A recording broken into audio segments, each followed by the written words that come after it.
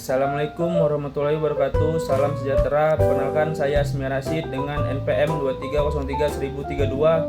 Pada kesempatan kali ini saya akan membahas sebuah isu krusial dalam pembangunan nasional, yaitu kasus gagalnya percepatan pembangunan infrastruktur energi terbarukan atau EBT, atau banyaknya proyek EBT yang angkrak. Mengapa saya memilih kasus ini? Karena kegagalan ini bukan semata-mata masalah teknis, melainkan sangat erat kaitannya dengan lemahnya aspek komunikasi dan advokasi kebijakan di dalamnya. Mari kita bedah masalah utamanya. Berdasarkan analisis yang saya lakukan, kegagalan ini dipicu oleh kebijakan yang tidak mendukung. Kita melihat adanya regulasi yang tumpang tindih dan proses perizinan yang sangat berbelit-belit. Namun, poin yang paling fatal adalah ketetapan harga jual listrik dari EBT yang dinilai tidak kompetitif. Akibatnya apa? Investor asing maupun swasta menjadi enggan masuk. Mereka melihat hitung-hitungan bisnisnya tidak masuk akal jika dibandingkan dengan energi fosil. Hal ini menyebabkan target bauran energi nasional kita sulit tercapai dan banyak proyek fisik lapangan yang akhirnya terhenti atau mangkrak. Lantas bagaimana kita memecahkan masalah ini melalui aspek komunikasi dan advokasi? Dari aspek komunikasi, masalah utamanya adalah kurangnya transparansi dan informasi yang membingungkan. Solusinya adalah perbaikan diseminasi informasi teknis.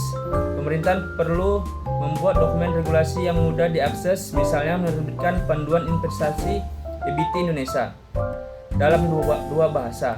Ini penting untuk memberikan kepastian informasi bagi calon investor. Sementara dari aspek advokasi, kita memerlukan langkah yang lebih agresif. Diperlukan harmonisasi regulasi dan lobby politik yang kuat.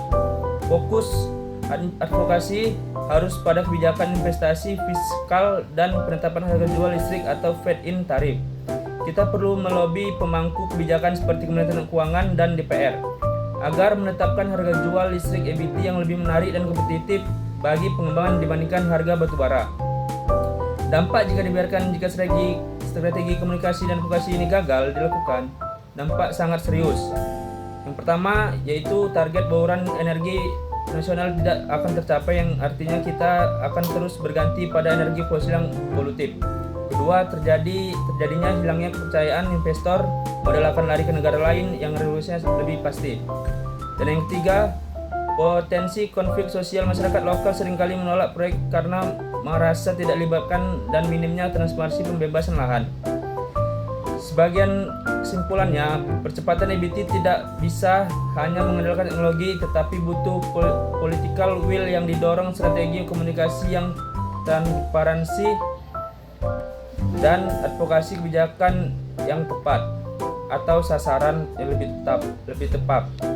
Sekian presentasi saya. Jika ada salah atau kata, mohon dimaafkan. Wabillahi taufiq wal hidayah. Assalamualaikum warahmatullahi wabarakatuh.